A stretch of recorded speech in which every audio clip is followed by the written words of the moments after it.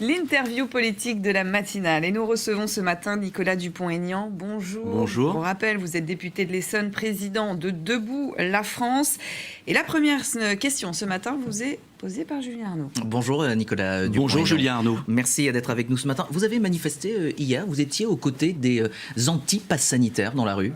Je n'ai pas manifesté personnellement, mais je soutiens tous les Français qui ont pris conscience de la gravité de ce qui se passe dans le pays. Et je soutiendrai jusqu'au bout tous ceux qui luttent contre ce pass sanitaire, qui est une atteinte profonde à notre modèle de société, et qui d'ailleurs, j'en suis convaincu, je l'espère en tout cas, sera soit rejeté par le Parlement, si les députés ont un peu de conscience, soit bloqué par le Conseil constitutionnel. Alors car c'est contraire à tout notre modèle. C'est la première fois, je veux insister, en France, où on va subordonner la liberté de circulation des Français à leur état de santé. Alors on va y revenir dans le détail sur l'avant-projet de loi sur ce pass sanitaire. Justement, vous avez lancé une pétition contre ce pass sanitaire. Vous avez un chiffre, on en est en J'ai pas le chiffre, je n'ai pas regardé, mais c'est énorme. La première vidéo que j'ai faite au lendemain de la déclaration du président de la République a dépassé les 4 millions de vues ou de personnes touchées.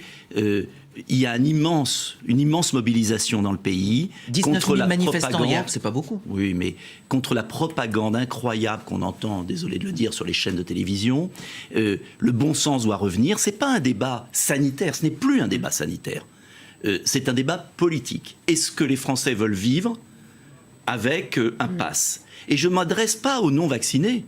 Je m'adresse aux vaccinés. Et vous leur dites quoi? Et je leur dis, le pass sanitaire va être valable pour eux aussi, c'est-à-dire qu'au bout de 6 mois, quand le gouvernement, qui est qu'un homme seul, dans un conseil de défense solitaire, décidera, pour quelle raison on n'en sait rien, que le fabricant, qui dégage toute responsabilité du vaccin, leur dit une 3e dose, une 4e dose, une 5e dose. Sinon, vous ne pouvez plus sortir au magasin, vous ne pouvez plus aller en terrasse de café, vous ne pouvez plus aller dans un centre commercial, vous ne pouvez plus aller à l'hôpital, dans une pharmacie, dans un centre commercial.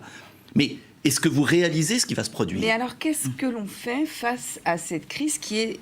Là, c'est la première fois que les gouvernements doivent aussi faire face à une crise sanitaire qui est mondiale. Qu'est-ce qu'on fait alors dans ce cas-là? On utilise toute la palette de solutions que je propose. J'ai été le premier à proposer le port du masque. J'ai été le premier à proposer les tests, le séquençage, l'augmentation des lits, alors que le gouvernement réduit les lits de réanimation, le contrôle des frontières qui n'est pas assuré correctement. D'ailleurs, les variants ne viennent pas des non-vaccinés en France. Il vient d'un problème de contrôle des frontières. Israël, qui est souvent cité en modèle, contrôle très bien ses frontières, mais a supprimé le pass sanitaire à l'intérieur. Les soins précoces, Enfin, l'Institut Pasteur, le nouvel observateur des journaux, disent que j'avais raison sur l'ivermectine, qui est bien mieux que le Doliprane et qui permettrait de sauver des vies. Bref, une palette. Il n'y a pas de médicaments pour soigner le Covid. Mais si, et heureusement, des milliers de médecins les prescrivent. Et heureusement, en un mot, le vaccin pour les personnes fragiles, moi, je ne suis pas dans un esprit de système. Je suis pour le bon sens. Le vaccin est un acte individuel, avec son médecin traitant. Il y a un bénéfice, un risque. Quand on a le risque de mourir du Covid pour les personnes âgées ou en comorbidité, je vous rappelle que 93% représentent des personnes de plus de 65 ans et 65% en comorbidité. Le vaccin peut être utile, mais en revanche, obliger à la vaccination des adolescents est une honte absolue pour notre société. Il n'y a pas d'obligation pour l'instant, bien d'accord. Mais attendez, les mesures, le président de la République l'a dit lui-même, il a dit « je vais supprimer vos libertés pour vous obliger à vous vacciner ». Alors on a bien compris. Anticonstitutionnel. Nicolas Dupont-Aignan, votre point de vue. Je voulais juste revenir sur un point, parce que pour les téléspectateurs, l'ivermectine, c'est cette molécule commercialisée comme traitement antiparasitaire et notamment qui est prometteuse. Les résultats d'une étude sont prometteurs. C'est ce que révèle l'Institut Pasteur, qui pourrait limiter l'inflammation des voies respiratoires. Mais ça ne montre pas d'effet sur la réplication virale. Donc c'est prometteur, mais on n'en est pas à quelque chose. Et ça a été fait sur un modèle animal, sur le hamster. Mais ce qui est extraordinaire, c'est quand même intéressant, c'est que les vaccins qui sont en phase d'études, qui sont sous autorisation conditionnelle, et c'est d'ailleurs pourquoi le président de la République ne peut pas les rendre obligatoires, et qu'il utilise des moyens pervers de privation de liberté. C'est la solution la plus efficace aujourd'hui. Mais vous n'en savez rien. En tout cas, il y a plusieurs solutions. Et ce que j'ai toujours demandé, toujours demandé du bon sens. C'est qu'on fasse comme dans beaucoup de pays, on additionne des armes contre le Covid, plutôt que de faire une stratégie autoritaire, contre-productive, du tout vaccinal, qui met au banc quand même, excusez du peu, 30 millions de nos concitoyens au 1er août. 30 millions de nos concitoyens vont voir leur liberté réduite de manière scandaleuse. Alors, donc je voudrais quand même qu'on réalise ce qui se passe. Sont remboursés jusqu'à l'automne, les tests PCR. Non, mais attendez, excusez-moi. Parce que le pass sanitaire ne veut pas dire que le vaccin. On est bien est-ce d'accord. que Il vous faut rappeler trouvez aussi normal, aux gens. Est-ce que vous trouvez normal qu'on ne puisse plus aller à la terrasse d'un café où il n'y a aucun risque sanitaire, puisqu'on est à l'extérieur, sans présenter un QR code pour 30 millions de Français au 1er août? Est-ce que vous trouvez normal qu'on puisse plus monter dans un train alors qu'on m'explique, on entasse les gens dans des trains, on nous a expliqué qu'avec un masque ça allait. Mais excusez-moi, dans le métro, on pourrait y aller sans passe sanitaire, mais pas dans le train. Tout ça montre bien que le seul objectif, c'est d'obliger à la vaccination contre toutes les règles européennes, contre tout le bon sens. Alors, est-ce qu'il faudra partir aux États-Unis, dans d'autres pays? En Allemagne, Mme Merkel l'a dit. Mme Merkel a adressé un sévère tacle au président Macron en disant que une autorité ne pouvait pas se déjuger, puisqu'il avait dit exactement l'inverse. Est-ce qu'il va falloir partir en Allemagne pour vivre? Dit Angela Merkel de son côté. Comment, pardon? Pas de vaccination obligatoire pour les soignants, dit la chancelière. Tout à fait. Vous parliez d'Emmanuel Macron. Un peu de raison. Et de ses vidéos. Quand je vous ai écouté, dans les 2 vidéos que vous avez postées, je vous cite, vous parlez d'un président apprenti dictateur, médiocre, pervers, narcissique, un homme seul qui manipule l'opinion française, un président d'opérette, un savant fou. Un regard était celui d'un fou lorsqu'il s'est adressé à la télévision. Nicolas Dupont-Aignan, est-ce que vous n'avez pas perdu un peu le sens des mots? J'ai pas perdu le sens des mots. Ce qu'a fait Emmanuel Macron lundi soir est extrêmement grave. Et je veux appeler l'attention des Français. Vous savez, beaucoup de Français m'arrêtent dans la rue et me disent « on est inquiet. Cet homme est dangereux. » Je le sais depuis longtemps qu'il est dangereux. Et je pèse mes mots. Il est dangereux. Et je dis à tous les Français qui m'écoutent, écrivez à tous les parlementaires, écrivez aux députés, il faut bloquer cette décision. Cela n'a rien à voir avec la lutte contre le Covid. Augmentons le nombre de lits au lieu de les fermer. Organisons les soins. Séquençons le virus, parce que vous aurez d'autres variants. Et il faut prendre garde. Supprimons les brevets. Alors là, ce serait une belle preuve de générosité. Supprimons les brevets sur les vaccins pour pouvoir fabriquer des vaccins pour les personnes fragiles du monde entier qui risquent la mort. Parce que le variant, vous pouvez vacciner 100% de la population française.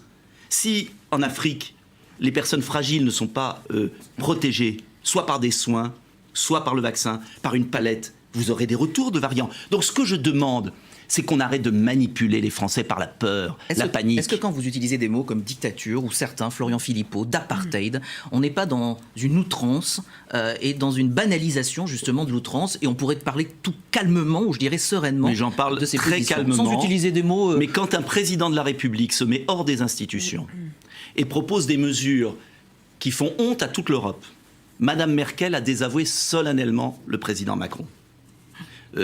Alors, j'aimerais que les Français réfléchissent. Et quand j'écoute les télévisions, les radios, que je vois cette espèce de folie, hystérie générale. On a entendu la violence ce matin vient de qui? les antipasses sanitaires sur notre antenne. Je vous en remercie. La parole est donnée à tout le monde. Justement, vous parliez pas de manière très équilibrée, je ne parle pas de chez vous. De votre rôle de parlementaire, de député. Vous allez vous pencher sur cet avant-projet de loi qui arrive sur la table du Conseil des ministres en début de semaine, et notamment des sanctions, 45 000 €, 1 an de prison pour les entreprises qui manqueraient aux futures obligations de contrôle. Vous dites quoi? Alors là aussi, un autre aspect. J'estime qu'un président de la République doit rassembler. Il y a des défis, il y a une épidémie grave, madame a raison. Ce n'est pas facile, j'ai jamais dit que c'était facile. Le rôle d'un président, c'est de rassembler les Français. Là, il les divise. Et il veut faire jouer le rôle de policier à des restaurateurs. On n'a pas vu ça depuis une triste période. C'est-à-dire que il est en train de dresser tous les Français les uns contre les autres. Les restaurateurs ont beaucoup souffert. Les restaurateurs ne veulent pas jouer ce rôle. Ils n'ont pas joué ce rôle. Et je remarque d'ailleurs que quand on a discuté à l'Assemblée nationale de la sortie des terroristes islamistes de prison, je ne sais pas si vous vous souvenez, le Conseil constitutionnel a annulé des dispositions qui étaient moins sévères que ce que veut faire le président de la République pour 30 millions de Français. Donc vous misez tout sur le Conseil constitutionnel? Je mise tout sur les parlementaires, parce que chaque député sera face à sa conscience devant les Français. Et j'invite les Français à leur téléphoner, à aller les voir. Et puis le Conseil constitutionnel, le bon sens des Français, parce que je vais vous dire, ce pass est inapplicable. Et j'espère que les Français eh bien, le boycotteront totalement si par malheur il était adopté. Vous parlez de rassemblement, mais quand vous utilisez les mots que vous pouvez utiliser, les éléments de langage sont quand même là. Dictature, Oui. Vous supportez et vous dites, voilà, les manifestations hier anti-pass sanitaire, c'est Et très bien. heureusement Est-ce que que ce n'est c'est pas si. un discours, là aussi, tout de même, qui divise les Français et cette fracture qui est en train de se dessiner entre les vaccinés et les Mais attendez. anti-vaccinés, est-ce que là aussi, il ne faut pas être en unité, en union pour lutter contre le virus ? Là, en tout cas, on a l'impression d'un discours de fracture, tout de même. Attendez, le discours de fracture, c'est le président de la République qui l'a tenu. On n'a jamais vu un président de la République interdit de circuler, Oui, mais les d'aller Français dans ont une leur pharmacie avis, de 30 millions. ont leur avis entre ceux qui ne sont pas favorables ou qui le Mais sont au pass sanitaire. attendez, Maintenant, on divise les quel Français que un soit... petit peu comme ça. Non mais attendez. C'est le gouvernement qui divise, puisqu'il interdit à une catégorie de Français qui représente presque la moitié des Français, il les prive de leur liberté. Il crée une discrimination. Il oblige les employeurs à découvrir les secrets médicaux.